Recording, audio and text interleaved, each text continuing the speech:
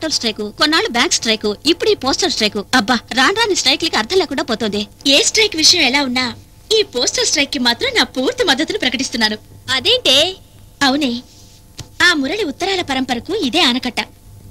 ఈ స్ట్రైక్ జరిగినంత కాలమైనా నాకు అతని లెటర్స్ గొడవ ఉండదు. Excuse me. ఎస్, కొరియర్ అమ్మా.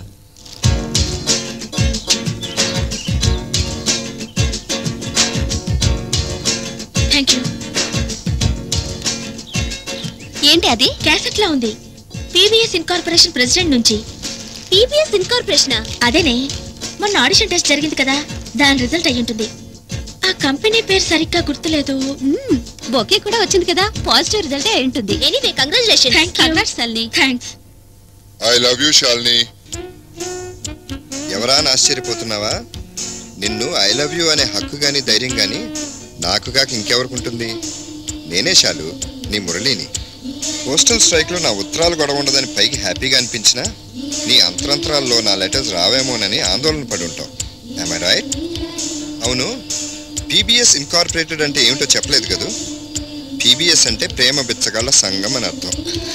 దానికి నేనే ప్రెసిడెంట్ని. నిన్ను వదిలి వచ్చి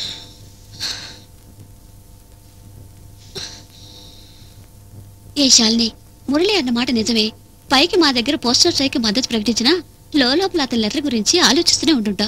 లేకపోతే మురళి నుండి లెటర్ రాదన్న ప్రసక్తి మా దగ్గర ఎందుకు ఎత్తుతావు? ఎందుకే ఇంకా నిన్ను నువ్వు మోసం చేసుకుంటావు? శాలిని, నా మాట విను. నువ్వు కోరుకునేవాడి కంటే నిన్ను మనసారా కోరుకునే మనిషి దొరకటం చాలా అదృష్టమే. ఆ అదృష్టం చేజారిపోక ముందే కళ్ళు తెరు. తానన్న మాట నిజమేనే. దేన్నైనా తెగే వరకు లాగద్దు. బంగారం సారీ శాలిని.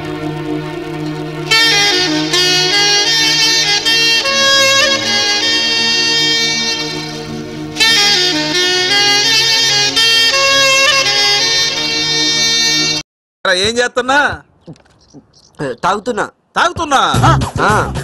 తాగితే తాగాడు గానీ చీప్ లిక్కర్ తాగద్దని చెప్పన్నా. నాకు కూడా కొంచెం ఇవ్వరా. ఎవరు అది? ఎవరు దా గొంతు? లేడీస్. ఆడోళ్ళ? ఎంతమంది ఉన్నారు? ఏందాడా? ఎంతమంది ఉంటేందన్నా? కండోమ్ కండోమ్ వాడమనండి సేఫ్టీగా. ఎరా ఎంతమంది అంటే ఒక ఆంటీ, ఇద్దరు అమ్మాయిలు. ఏ ఆంటీయా? ఒరేయ్, నువ్వే అంతా, నీ వయసు ఎంత? ఈ వయసులో నీకు ఆంటీలు కావాల్సి వచ్చారట్రా? ఒరేయ్, పెళ్ళేదాకా మీ అమ్మ మొహం తప్పితే ఇంకో ఆడదాని మొహం చూడలేదు తెలుసా? ఓర కుక్కని ఓర